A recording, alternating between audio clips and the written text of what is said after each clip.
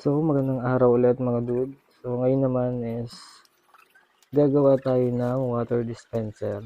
Kasi tamang-tama, wala akong ginagawa nitong araw na to.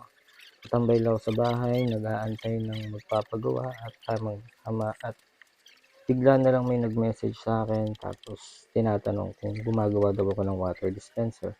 At yun nga, tinanong ko yung naging sira at ang sabi nila is hindi daw gumagana yung sa tubig niya. So, hindi na siya nagbubuga ng tubig or nagbibigay ng tubig kahit na puno or bago pa yung tangke ng tubig or yung mineral na nilalagay nila. So, nung pinuntahan ko nga siya dito, yun nga, makikita nyo, tinitingnan ko na siya, tinotroubleshoot ko na siya dyan. Tinitingnan ko kung ano yung mga naging problema. First time ko kayang ginawa to. Okay lang, kukuha lang ako ng mask. Sige po. Dito, kuha lang po ako ng isang mask. Pasensya na sa abama. Kuya, pwedeng ikaw kung dumukot, di ko makuha eh. Makikisuyo na po. Isa lang po. Yung mask po, ayan, ayan po. Ito po. Ako, ayan. Thank you.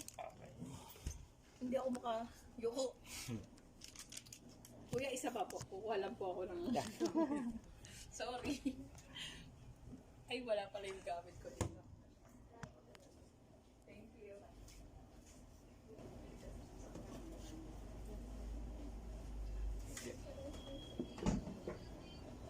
So, yun nga, first time ko lang talaga ginawa to at dito makikita nyo may mga nakiki-chismis din naman sa akin at naku-curious na ginagawa ko kaya Joke lang kayo. hinahayaan ko lang sila at naipagkwentuhan ako kahit papano. Pero hindi naman ako ganun ka-jolly or kakulit makipagkwentuhan kasi medyo nahihiya din naman ako sa kanila. Kaya nakapokus lang lagi ako dyan sa goal ko sa paggagawa ko ng water dispenser nila.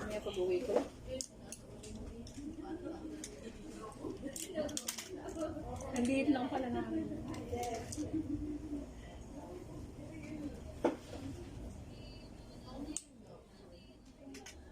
Di ba Kuya Fusion?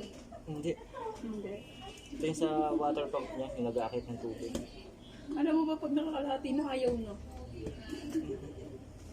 Nakakalahati yung Tubig, ito. oo. Ayaw nang humigop. Sumuko na. Pero pag puno na, naman. Oo, minsan nahigop, minsan hindi. So,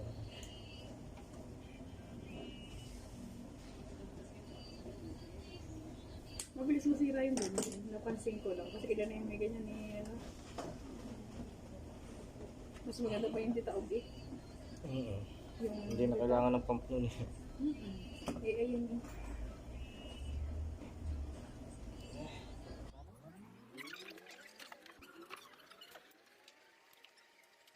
So, dahil first time ko nga ginawa to, bago ako nagpunta dyan is pinanood ko muna siya sa YouTube since hindi naman ako ganun kasigurado sa paggagawa niya. Although, meron naman akong background sa mga ganyang mga kutkutin.